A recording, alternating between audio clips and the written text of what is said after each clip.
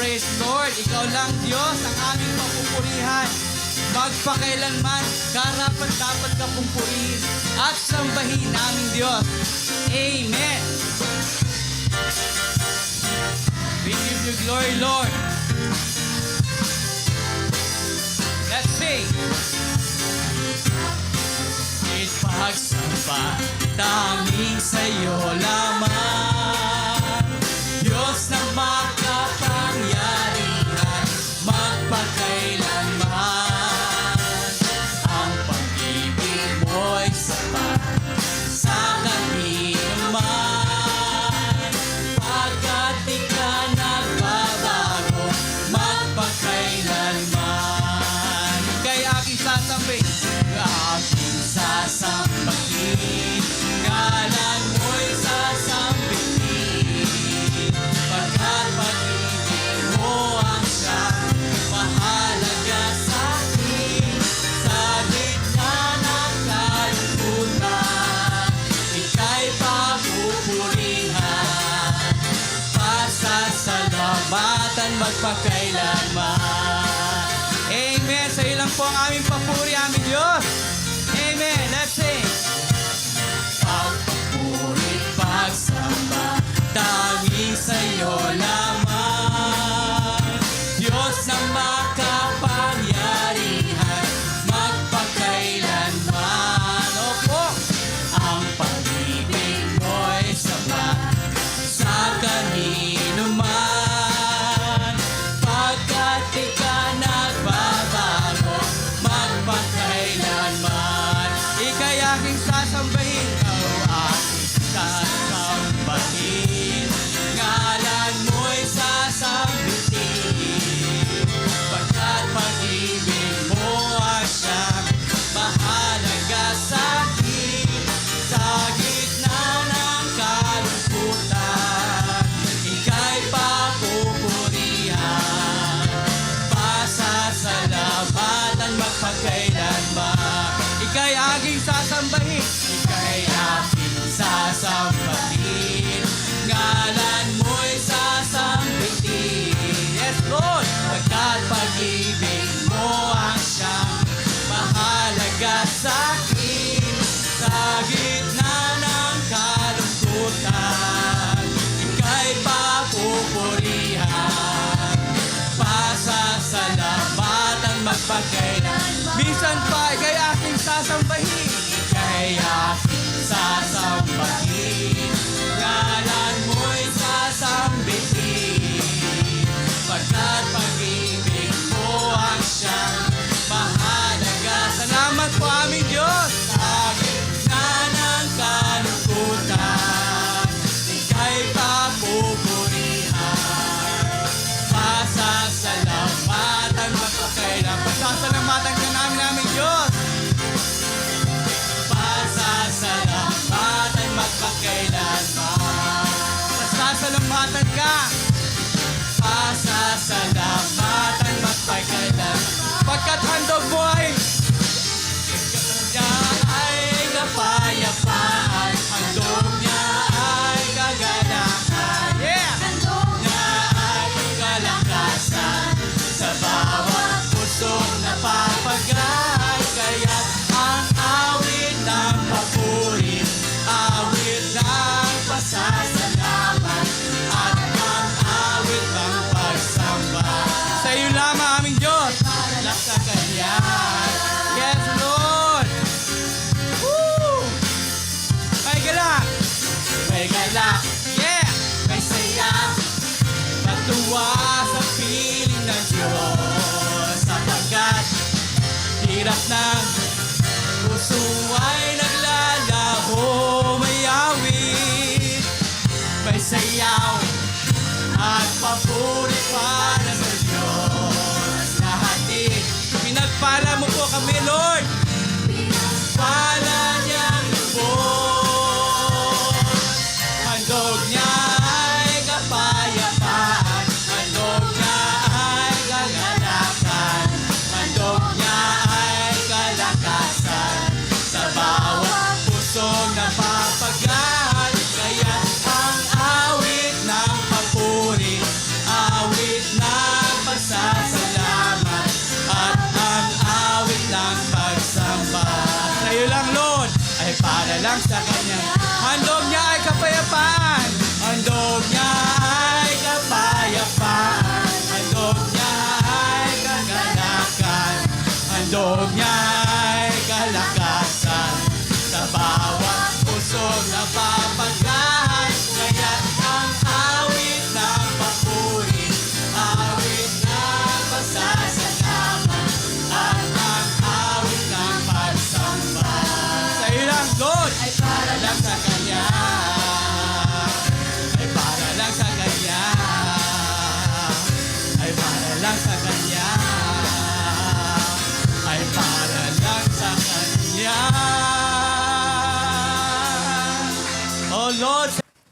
Isang magandang umaga po mga kapatid. Good morning.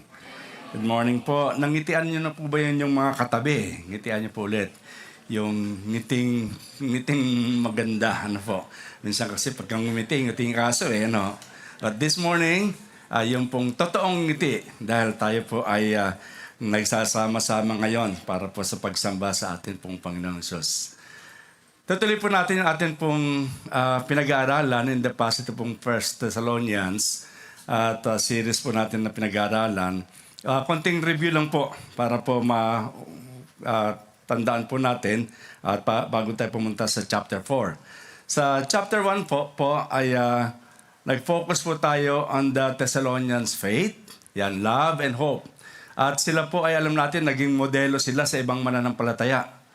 And then Paul praises their conversion, their example to others, and their acceptance of the gospel sa kabila ng mga pagsubok. Tandaan po natin, 3 weeks lang po ito na evangelize sila at kaagad-agad po ay kitang-kita kagad yung impact ng kanila pong relasyon sa Panginoon. Then sa chapter 2 po, dinefend na po ni Paul yung kanilang pong ministry.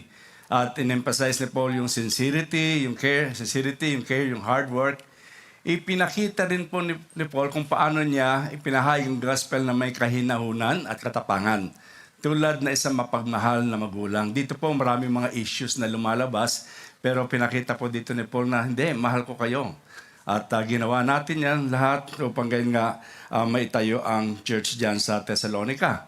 And then sa chapter 3, nag-express na po ng concern si Paul sa mga taga-Thessalonica in the midst of persecution. Ang kanya pong ginawa, pinadala niya po si Timothy to encourage and strengthen their faith.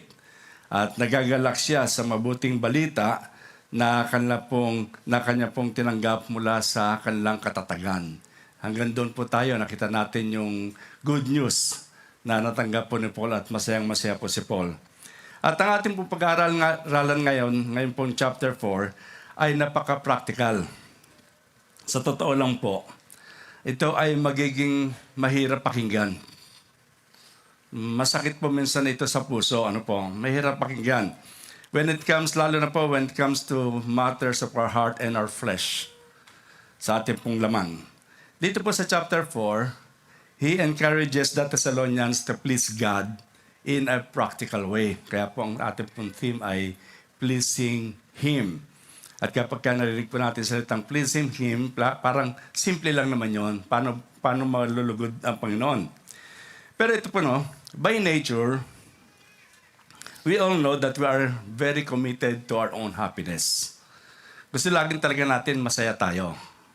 Sino po ba rito ang ayaw na maging masaya? Diba lahat tayo gusto natin maging masaya?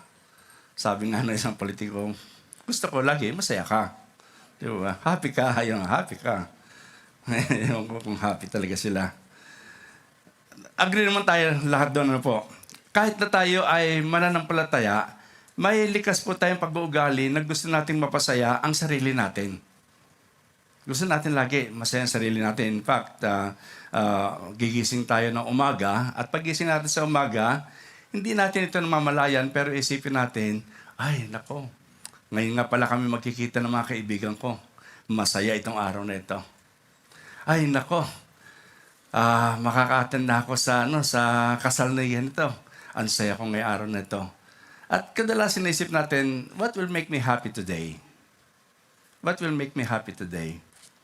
Hindi man natin palaging naisip kung ano makapagpasaya sa Diyos, Pero ang isip natin lagi ay yung by nature, inisip natin lagi yung sa atin. Kaya nga mga prioridad natin sa buhay kadalasan umiikot sa kung sin tayo at kung ano nagbibigay sa atin ng satisfaction. And that's what Paul is saying dito po sa chapter 4. At ito po ang challenge sa atin ngayong umaga po. And as we look at this text, tatanungin natin mga sarili, am I truly living a life that is pleasing to God or do I just live for myself? Ako ba ay nabubuhay sa buhay na ito na nakalugod-lugod sa Diyos o nabubuhay lang ba ako para sa aking sarili? So, he begins with an introductory call to obedience. Sinimulan po ni Paul yung kanya po sa chapter 4 verse 1 and 2, sinimulan niya po yung kanyang pagtawag doon sa pagsunod. Doon yung po muna pinuntahan doon sa first 2 verses. Tandaan po natin na po, ito pong pag-aaralan natin, he is basing all of this report that he has received from Timothy. Mula po kay Timothy. So, ito yung report. Hindi, sa atin pong kasi pag-aaral, unti-unti po nare-reveal what is happening. Anong kultura meron ng Thessalonia, anong mga konteksto meron ito. At dito po, nire-reveal niya po rito, nakita niya doon sa report ni Timothy na may mga bagay pa na dapat pong iayos sa mga taga-Thessalonica. So sa verse 1 po, ang sabi niya, finally then, brothers, we ask and urge you in the Lord Jesus that as you receive from us how you ought to walk and to please God, just you are doing that you do so more and more. Now, it's interesting na ginamit po ni Paul dito, he uses the metaphor here of walking. Ang sabi po sa ibang translation, how you ought to walk and to please God. Kung paano kayo lumakad at para malugod ang Panginoon. You've got to do something to please God, and that is walking, yung ginagawang paglakad. At pleasing God, ito po isang decisive commitment na dapat pong gawin ng bawat isa atin to choose to obey. Kasi when we walk, of course, kapag lumalakad tayo, meron tayong pupuntahan. May patutunguhan ang ating lakad. Ang isang Kristiyano, kapag nakakilala sa Panginoon, hindi siya hihinto na lang at tapos ligtas na siya. But when you walk, ito nga po nangyayari. To know His Word is to know His will, which results in knowing Him. Nakikilala natin siya. And the more you know Christ, the more you will love Him. And the more you love Him, the more you will want to be with Him and serve Him. Patuloy po ito. And the more benefits of being in relationship with Him, the more your happiness is. Nakuha niyo po mga kapatid. Ang happiness kasi natin, doon lang sa panahon na yon na nakilala natin si Lord, tapos gagawin na natin gusto natin gawin. Kung gusto natin na maranasan ang tunay na kaligayahan, we need to walk in obedience. At sa paglakad natin yon, masusumpungan na rin natin yung tunay na kagalakan kapag tayo po ay minahal natin siya, naglingkod tayo sa Kanya, at nakilala natin siya, nalaman natin ang kalooban niya. Ang lahat ng yon, nagdadala sa atin sa tunay na kagalakan. Now, kung palagi kang magsusumikap para sa spiritual excellence, sinasabi niya magkakaroon ka ng kasiyahan at tuloy-tuloy kang lalakad sa landas na kabanalan. Now, tanong ko po, what is it that you believe God would have you do right now in your life? Ano po kaya ang isang bagay, palagay mo ang nais ng Diyos na gawin mo sa ngayon sa iyong buhay na magiging kaluguran sa Kanya? Ano ba isang bagay na nakakapagtaka po na marami sa atin, hindi po kayang sagutin kagad yung tanong na yon. Di ba? Isang bagay lang na magiging kaluguran sa Kanya. Hindi natin kayang sagutin kagad yung mga tanong na yun, that many times we're just not sure about that. Now, sa mga kabataan, young people, are you listening? Actually, meron ba dito mga 13 years old pababa? Kasi ibang pag-uusapan natin ngayon eh. Mga kabataan, siguro kung hindi pwedeng pumunta doon sa ibaba. Now, sa mga kabataan, madalas ito yung tinatanong, sino kaya ang magiging kalooban ni Lord sa akin, sa aking buhay? Di ba? Nakakalimutan natin yung talagang tanong na, ano kaya ang kalooban ni Lord para sa aking buhay? Yung question na it's the purpose. It's the purpose. Yung question na sino, it's the person. Kadalasan, pinupuntahan na kagad natin yung sino kaysa rin sa ano. When you solve the question, pagka nasagot mo yung question na ang purpose ni Lord sa buhay mo, masasagot mo na yung question na sino. Automatic na yun, masasagot mo kung sino. Pero kadalasan nga po, tinatanong natin ay sino, pero sa ngayon, titignan po natin yung ano nga ba ang kalooban ng Diyos para sa aking buhay? Well, tignan po natin ang sagot ng Biblia sa tanong ngayon. Sa verse 3, "For this is the will of God, your sanctification." Your sanctification. That is, at dito po, magbibigay siya ng isang example. That is, ano yung example na yun? That you abstain from sexual immorality. That you abstain from sexual immorality. Tandaan po natin na po, ito ay isang maliit na bahagi lang o segment ng banal na kalooban ng Diyos sa mga mananampalataya. Yung sexual immorality, hindi po yan lahat kagad. It is not all encompassing. Ito po ay maliit na bahagi lamang po at hindi yung kabuuan. And so he's giving an example here of sanctification that was very relevant to the issue at hand in that church. Doon po sa church na yun sa Thessalonica. And then he goes on to say sa verse 4, that each of you know how to control his own body in holiness and honor. Now, not in passion of lust, like the Gentiles who do not know God, that no one transgress and wrong his brother in this matter. Ito pong mga taong ito ay nabuhay po sa isang kultura that was exceedingly more immoral kaysa sa panahon natin. Mas immoral sila. Yun, kaya taka kayo, talaga ba mas immoral sila? Namulat sila sa isang kultura kung saan may mga bagay silang ginagawa na napakagrabe na pagdating sa sexual life nila, okay lang sa kanila. Mahirap na pong idetalye pa kung ano yung mga bagay na yun. Pero para sa kanila, ang mga bagay na ito ay tinuturing nilang normal, acceptable, and enjoyable. For example, it was common for Hellenistic cities, citizens of yung Hellenistic cities, to enjoy the casual use of prostitutes. Normal sa kanila yun. Pornographic images were painted all over the walls of the homes.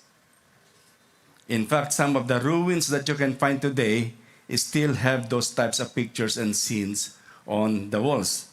Marami pong mga religious cults at that time na ito ang kanilang uri ng pagsamba. Nang bata pa po ako, mga 1970 siguro yun. Hindi pa po ako Kristiyano noon. Nakapanood ako na isang movie na nung nire-recall ko ngayon, itong pinag-aaralan po natin ito, nire-recall ko, totoo nga pala, I thought that movie ay parang fantasy movie lang or palabas lang. Ito tungkol sa isang governor, hindi ko na sabihin yung title, baka puntahan nyo pa. Ito tungkol sa isang governor na meron siyang temple. At yung temple na yon, sa loob ng temple na yon, nag-worship sila doon, pero yung mga priestess po ay prostitutes. So, alam na natin kung anong nangyayari doon sa loob. Ganon. Kaya sila pumupunta sa templo because of the prostitutes.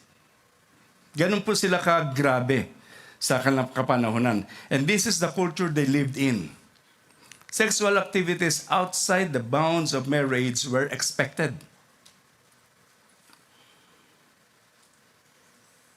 Ina-expect po yun sa kanila. Rampant din po ang homosexuality, pedophilia, transvestism, yung nagdadamit babae sa lalaki nagdadamit babae. Wala po silang kahihiyan at walang konsensya dahil sa binalot na ng kasalanan ang kanilang mga puso. Kaya nga po si Paul, kanya pong sininggle out itong issue na ito ng sexual purity dahil nga po doon sa katayuan ng church sa Thessalonica at that time. At dito po, gumamit po siya sinabi niya pong gano'n, ito ang dapat na maging bahagi ng iyong buhay that is pleasing to God. To be separated from sin, set apart unto God for holiness, that is that you abstain from sexual immorality. You abstain from sexual immorality. Ang word po na abstain, in the original language, literally mean to keep your distance. To keep your distance from. Or don't get near it. Kung baga sa mga bata, pag kinakausap natin sa mga bata, don't even think about it. Diba? Don't even think about it. And that's the idea. Iwasan mo anumang pag-iisip o kilos na salungat sa pamantayan ng Diyos pagdating sa sexual activity. This is God's will. God has spoken. Huwag na nating isipin na, Pastor, hindi na ganang panahon ngayon. No. Gusto kong ulitin po ito. Pagdating po sa sexual activity, sanctification pa rin po. At ang sexual immorality, ang word na sexual immorality, translate the Greek term porneia. So, ano ibig sabihin ng porneia? Okay, alam na natin, porn. Pornography. Doon po kinuha yung word na yon. At ang pornography po ay sexual immorality, a broad term that covers all aspect of sexual sin. Lahat po na aspect sa sexual sin. Yun po yun. It also refers to premarital or extramarital prostitution at iba pang uri ng maling sexual activity. So pagka sinabi po natin porneia, hindi lang po ito yung movie na pornography. Hindi po. It is all broad term, all aspects of sexual sin or sexual activity. Yun po yung pinagkukunan po ng 1 Thessalonians chapter 4, yun po yung background niya. So with that introduction, Paul is going to give us 3 instructions regarding sexual fidelity. Yung fidelity po, loyalty. Ibig sabihin, maging tapat ka pagdating sa sexual life mo. So beginning in verse 3, and the first one, sabi niya pong ganon, know how to possess your own body. Know how to possess your own body. Control mo. Ang sabi pong ganon niya, that each of you know how to possess his own vessel in sanctification and honor. Know how to possess his own vessel. To possess his own vessel, possess, ang ibig po sabihin nito ay to gain mastery over it. To gain control over your own vessel. Magpigil ka. Pigilan mo ang sarili mo. Dito ay naniniwala po ako na tumutukoy po ito sa atin pong katawang lupa. Yung atin pong unredeemed humanness. Hindi pa po naligtas itong katawang lupang ito. Nakikipaglaban pa ito sa atin. Ito yung gustong maghari sa lahat na ating gustong gawin. Andito lumalabas yung lahat yung mga impulsive decision natin, yung mga emotions natin. Pagka ito nangailangan, ito yung gustong maghari sa atin at sinasabi sa atin na gawin na natin. That's the flesh. Ano po? Yun po yun. Mga impulsive emotions ayon sa ating kulturang ginagalawan, ito yung sumusubok na magkaroon ng kapangyarihan sa atin. And Paul is basically saying, you need to know how to master your own body. Ito ang kalooban ng Diyos para sa atin. At kailangan natin gawin ito para sa kabanalan at karangalan. In other words, your sexual thoughts, doon naman po lahat nagsisimula yon. Dahil dito lahat nagsisimula, yung thought life mo. In the imagination, in the heart, your sexual thoughts and practices need to be characterized by holiness, which is the fruit of sanctification. At yun po sinasabi niya. Yung sexual thought mo, yung kaisipan mo na dyan nagsisimula, yung puso mo, dyan nagsisimula lahat, sabi niya ganon. Sa totoo lang po, yung nagsasabi na Kristiyano siya, pero addict sa porn, at palagi naghahanap ng sexual na kasiyahan, wala pong karapatang sabihin na tunay siyang Kristiyano. Magpakatotoo na po tayo ngayon, ha? Pero magsasorry ako at hindi ako magsasorry, wala po akong pinatatamaan, mga kapatid. I don't know your situation. But then when the Word of God speaks, we listen. Ang sabi pong ganon, hindi ganyan ang pamumuhay ng mga Kristiyano. Pero kung genuinely born again Christian ka, mararamdaman mong kasalanan nito kahit ngayon. You will repent of the sin. Ito pong pornographic obsession na ito. Marami pong lalaki, problema nila ito. Marami po.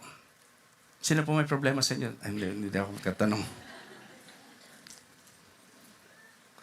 Sabi po nga, abstain from this sexual immorality. Kung nahihirapan ka, kailangan putulin mo na ang inyong internet. Wala ko sasabi, ibang puputulin dyan. Putulin nyo na inyong internet. Kailangan mo nang alisin yung gadget mo. Kasi masyado ka mahina, immoral, at immature sa spiritual para kontrolin ang mga sexual na pagnanasa mo. You're going to keep your distance from it. Kailangan mong pigilan o supilin ang iyong makalaman na pagnanasa. Sa Romans chapter 8 po, verse 13, ito pong sabi, "For if you live according to the flesh, you will die. But if by the Spirit you put to death the deeds of the body, you will live." Yung mga gawa ng laman, sabi nga, you will live. And then sa Romans chapter 6, verse 13, kinuha ko po sa New Living Testament, "Do not let any part of your body become an instrument of evil to serve sin. Instead, give yourselves completely to God, for you are dead, but now you have new life." So, sabi pong gano'n, use your whole body as an instrument to do what is right for the glory of God. So he begins to say, master your own body, or possess your own body. Secondly, you need to live counterculturally. You need to live counterculturally. Ang sabi niya pong gano'n muli po sa verse 4, "Know how to master your body in sanctification and honor." And in verse 5, "Not in lustful passions, like the Gentiles who do not know God." Like the Gentiles who do not know God. Now, bear in mind po, no? Paul is not saying that sexual desire itself is evil. God is not commanding us to destroy sexual desire. He wants it to be sanctified. Set apart. Set apart unto Him to be used appropriately sa konteksto ng marriage. So, ang consummation po ng sexual activities ay within the bound of marriage. Pag ginawa mo yan outside of marriage, hindi na consummation yan, consummation na yan. Mali na yan.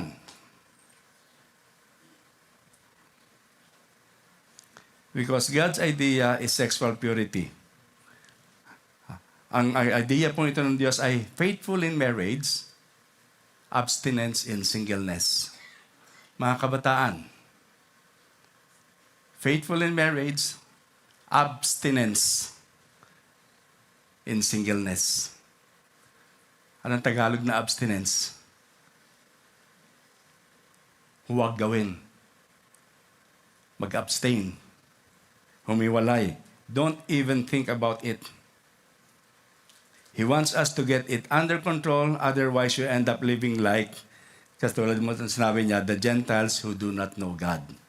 Para tayong mga taga-sanlibutan pag ginawa natin yan. Hindi maari na Kristiyano tayo at mayroon tayong kabit. Kaya nga sabi sa commandments, 10 commandments, do not covet your neighbor's wife. Do not covet your neighbor's wife, di ba? Yun din yun. Ganun din yun. So, what Paul is saying here, practically sinasabi niya, mga taga-Thessalonica, mga taga-Marikina Christian Fellowship, mga kapatid na nakikinig ngayon sa online o kaya sa radyo, huwag tayong tumulad sa mga taong makasanlibutan. People who do not know God, that are spiritually dead. Dahil napopuot sila kay Kristo at sa lahat na sumusunod sa Kanya, na ang mga taong ito ay alipin ng kanilang sariling pagnanasa. Huwag natin silang tularan. Ito hindi kalooban ng Diyos para sa inyo. He's not going to bless that kind of behavior. Be a counterculture Christian. Swim against the current. Amen po ba? Mga kabataan, amen ba?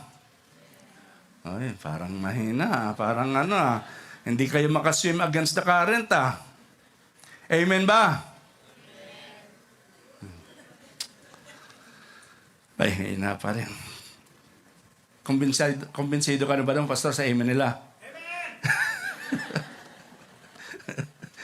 Yung mga kabataan. Galatians 5:24. And those who belong to Christ Jesus have crucified the flesh with its passions and desires. May I get very practical here or brutally honest? Ano po? Minsan, I feel ashamed. Nahihiya po ako na I see young women who love the Lord Jesus Christ wearing, ang suot niya is super blank short.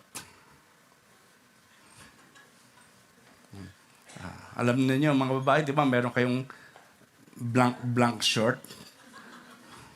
Super pa. At naka-crop top pa yun. Oo ha. Kala niyo, hindi ako magaling sumilit. Tumingin Naka-crop top pa. Alam niyo yung crop top, ano? Talaga ba? At meron pong mga babae na okay naman po, sa harapan nila talaga namang cover. Parang naka-turtleneck pa. Kaya lang sa dami ng cover na lagay sa harapan, ang likod wala na tela. Naubos na. Mula rito hanggang dito. Nakabukas na. Talaga po. Talaga. Yan bang gusto ng mga kababaihan ngayon? Clothing designed to seduce men? Sasabihin ng ba, hindi na namin problema yun. Itong uso ngayon Makinig po kayo. Do you really want to be identified with that element of our culture na nag-show off at nagpo-promote ng sexual morality? Oh, come on, Pastor. It's just a passion. It's just a fashion. Fashion lang yan, Pastor. Yeah, it's a fashion. Huwag natin kalimutan, it's a fashion statement. And that fashion statement is written all over the young women's body. Katawan po nila ang pinapakita doon. It's not just a fashion. Isipin po natin, alam niyo po na kayo kung gamitin itong word na ito, pero huwag tayong magtanga-tangahan. Ano po? Isipin natin, sino ba nag-iisip ng ganitong fashions? People who are absolutely controlled by their lust. Alam mo po, meron pong isang quote. Tinignan ko pong mabuti kung may relasyon nga ba ang sex life o sexual activity o sexual immoral doon sa fashion. And then there's one fashion designer na nag-quote nito. Ito po sabi niya, in fashion, desire has always been part of the fantasy. But lately, sabi niya ganon, sex isn't just implied. It's explicit. Hindi na imahinasyon. Tahasan ng ipinapakita. Yung po sabi niya, what was once implied is now explicit. Runways soaked in sex. Alam niyo po yung runways? Rampa. Yung mga rampa. At doon sa mga rampa pa lang pinapakita na kagad. Sabi niya ganon, campaigns that seduce as much as they sell. Para ba doon sa rampa, ipinapakita rito, nagbebenta na sila, anong gusto mo dyan? Not the fashion, but the sex. And revealing instead of concealing. Nagpapakita sa halip na itinatago. At the same time, sabi pong ganon, between celebrity, gossip pages, and social media, the public appetite for exposure has grown. Sabi ng ganon, sa mga usap-usapan, nito mga ito, lumalago ang interest ng publiko patungkol dito. And I would like to say, this is where we are heading. This is where we are heading. We are in a moral free fall right now. At hindi po ako nagtataka kung bakit nangyayari sa atin pong bansa ang mga nangyayari ngayon. We are in a freefall, moral freefall right now. Katulad nga po ng sinasabi ni Paul, ang mga passionistang ito ay wala pong pagkakilala sa Diyos. They end up making a fashion statement that basically says, look at me, I'm sexy. Look at me. I'm sexy and I belong to the sexy crowd. And I'm happy with this. Parang sinasabi po niya sa kanyang pagsasalita, dito ako masaya, and by implication, sinasabi niya, I don't find happiness in Christ. Ang nakakalungkot, kung magpapatuloy ka sa ganoong kaisipan, ang resulta ay kapahamakan. But the end thereof is destruction. Ayaw nating masira ang ating mga kabataan. Ayaw natin at the end day magsisisi sila. Pero mamaya po, meron po tayong babanggitin doon. Pero people will say, oh, come on, Pastor. Everybody does it. Ginagawa na naman yan eh. Well, of course, everybody does this kasi pinangunahan sila ng kanilang mga makasariling pagnanasa because they don't know God. Because they don't know God. Yun pong issue. Pero, kayong mga kabataan, tayo po dito na bahagi ng Marikina Christian Fellowship, we have been purchased by the precious blood of the Lord Jesus Christ. Binili tayo. We belong to Christ. We don't belong to this world. Your life should not conform to the culture. It should confront it for the glory of God. Do not conform to the culture of this world, but let us confront it for the glory of God. And once again, please hear me. Nothing else will bring real lasting satisfaction, joy in life, maliban sa ating Panginoon Jesus. Walang iba. In other words, live counterculturally. Then thirdly, he tells them you need to live with integrity. Sa verse 6, ang sabi niya Panginoon, that no man transgress, that is sin against or take advantage of. Yung word po na transgress dito ay yung in the fraud ay yung tungkol sa pagkuha illegally ng isang bagay mula sa isang tao sa pamamagitan ng panlilinlang, panloloko. Ano po? At sabi nga, do not wrong his brother in the matter. It is referring to the matter of sexual relationship. Hindi lang po ito nanloko sa pera. Pero ang context po nito ay huwag mong lolokohin yung mga kapatid mo. Ang konteksto po nito ay sa loob ng church. Kita niyo kung gaano po kagrabe sila nung panahon yon. Sa loob ng church mismo, nangyayari na naglolokohan sila. At kaya nga sasabi ni Paul, hindi na. Ang problema, marami po sa kanila, they know Christ and they are in the church. Kaya sinasabi ni Paul sa kanila, teka lang, mga kapatid, nagbago na ang mga patakaran ngayon.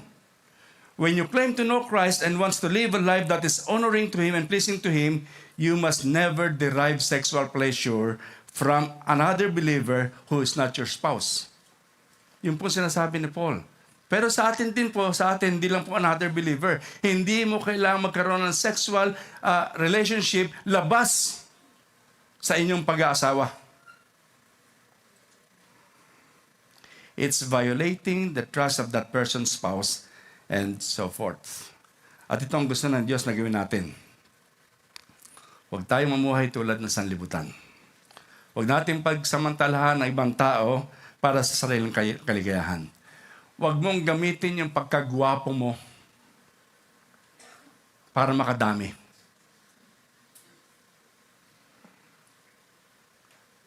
Lahat po ng gwapo, mag-say na amen.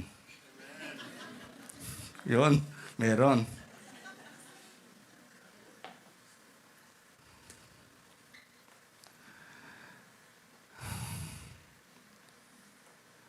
Live with integrity, mga kapatid.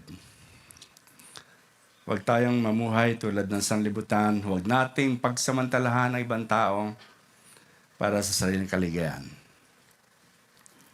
Then, he gives 3 reasons for sexual fidelity. Bakit kailangan nating manatili? The reason why we should abstain from sexual immorality. Una po, sabi niya pong ganon, is because of God's chastening love. Dahil po sa pag-ibig ng Diyos. In other words, yung word po na chastening dito ay yung punishes. Ang Diyos po ang siyang nagpaparusa. In all these things, just as we also told you before and solemnly warned you. In other words, sabi pong ganun, seryoso ito, God judges sin. He even disciplines believers. Now, in fact, pertaining to the matter of sexual sin, ang writer po ng Hebrews chapter 13, verse 4, ang sabi pong ganon, let marriage be held in honor among all, and let the marriage bed be undefiled. Huwag madungisan ang higaan, for God will judge the sexually immoral and adulterous.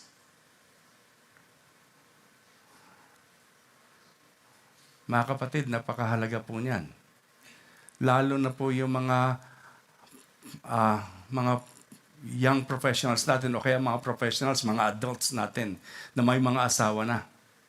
Lalo na yung may mga pwesto sa company. Masyado kayong malapit sa tukso. Mga papabol kayo.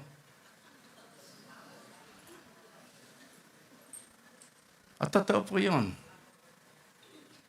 May mga sekretary kayo. Naalala ko lagi, no, ako po ay nasa organization, may secretary po ako. Pero, one time po si Beth, di ba, kung naikwento ko na po siguro sa inyo ito, minsan po, si Beth ay nagsabi sa akin, pumasok sa room ko. Sabi, pa, gusto mo na coffee? Sabi ko, hindi ako magkakape. Tapos mamaya-maya pumasok yung secretary, si Josie at that time. Sabi niya, Pastor Nes, magkakape ka? Oh yeah, kape. Bigyan mo akong kape. Nagselos yung asawa ko. Ay, bakit pagka ako nagkariya sa'yo ng kape? Hindi mo ako, hindi, sinasabi mo, ayaw mo, bakit si Josie na, humingi ka ng kape? Sabi ko, sandali ma, hindi mo trabaho sa akin na magtimpla ng kape. Oh. Ang trabaho ng sekretary yan. Oh, di ba nakalusot? Hindi. Alam niyo po, nakakatakot yan. Because God disciplines even believers when they ignore these truths. Nakakatakot po yan. Unwanted pregnancies, even the murder of unborn children in abortion, nagkakaroon ng orphan children, sexually transmitted disease. Usong-uso po naman ngayon ang LIP. Alam niyo po yung LIP? Live-in partners. Mag-iingat po ako sa pagsasabi ko ngayon. Ano po? Wala po akong pinatatamaan. Hindi ko alam what's your condition. Pero gusto ko pong sabihin, if you're living in that, pakasal na kayo. Itama na lang po natin. Kasi God will not bless yung mga ganun pong mga katayuan. Karamihan pa naman ngayon, nagsasama na, hindi pa kasal, 2 taon, 3 taon. Tapos pagka may nakitang iba, iiwanan na yung asawa. Iiwanan na yung partner. Alam mo po, inahadlangan po ng kasalanan ang paggawa ng banal na espiritu sa buhay ng isang tao. Katulad na lang na ang divine blessings withheld, nawawalan divine blessings sa kanya, nagkakaroon ng public humiliation, public shame, naapektuhan yung finances niya kasi pagka nalaman sa opisina na ganun pala nangyari sa kanila, tanggal siya. Naapektuhan kung siya ay taga nasa church, pati ministry, naapektuhan. Ang daming nasisira. And often you see, kung hindi po magsisisi ang gumagawa nito, the children repeat the sins of their fathers. At minsan po, ito ay mahantong sa untimely death. Naku po, marami na po ako nasaksiyang ganyan. Umaalis po, iniiwanan ng kanyang asawa. Pupunta sa ibang babae. Babalik. Sorry po sa atin, babalik siya. Senior citizen PWD pa. Matanda na, may problema pa. Okay na ako maging PWD kung ang kasama ko ay asawa ko. Pero kung babalikan ko siya at lantay na ako, kawawa naman yung asawang babae. At many times, narinig na lang namin doon sa asawang binalikan, kung hindi lang ako Kristiyano, hindi ko pagtsatsagaan yan. God is the avenger. Siya ang nagpaparusa. Ang sabi po sa Hebrews chapter 12 verse 10, He disciplines us for our good, that we may share His holiness. Kaya nga po si Lord po ang avenger, tagapaghiganti sa lahat na ito. So we abstain from sexual immorality not only because of God's chastening love, kalawa po because of God's purpose for our life. Mayroon pong layunin ng Diyos. God has called us not in the purpose of impurity, but in sanctification. Kapag ang Diyos po ay napapapurihan, if God is pleased, we are just blessed beyond measure. Sobra-sobra ang ating mga pagpapala. May mga pagpapala kapag tayo sumusunod sa Diyos. At kung tunay kang kay Kristo, layunin ng Diyos na baguhin ka ayon sa wangis ni Kristo. Then finally, we abstain because of the Spirit's indwelling work in our life. We abstain kasi mayroon pong paggawa ang banal na Espiritu sa ating buhay.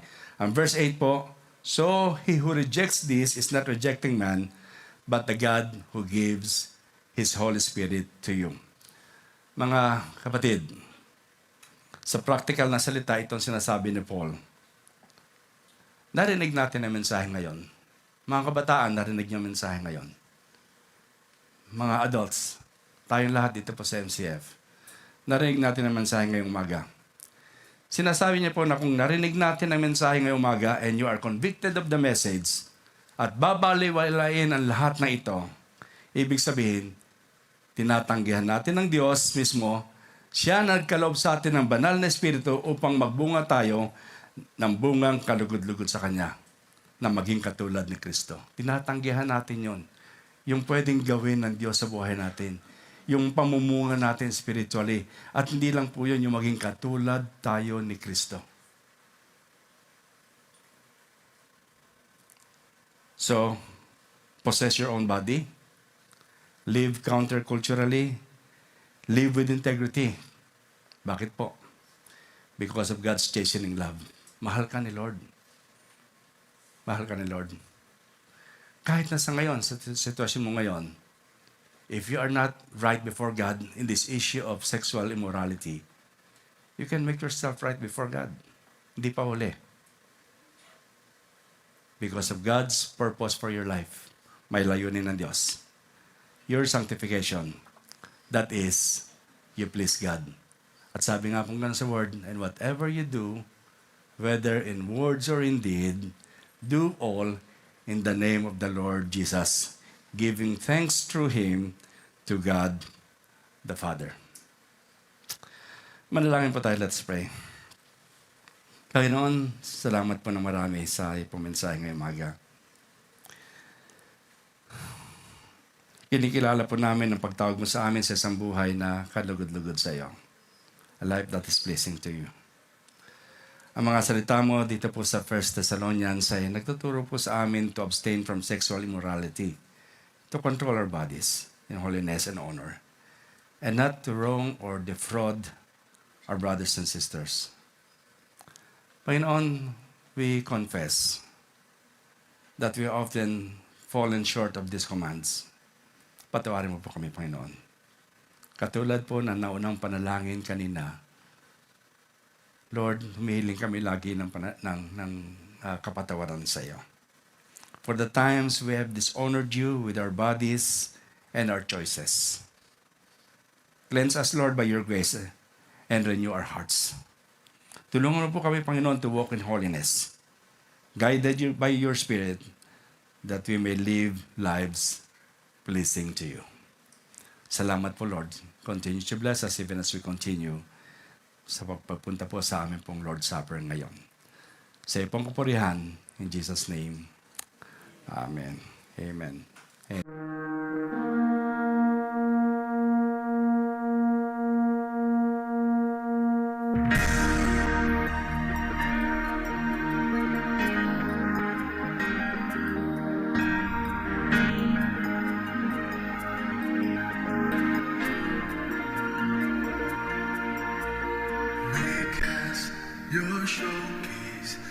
attraction for you, then others may see who you really are, and what you can do. And once they know you, they will love and serve you. God, oh God, bless the world through MCM as we gather to grow and scatter to soar. Your kingdom be established in our hearts and in our home. God, yes, dear God, bless the world through us.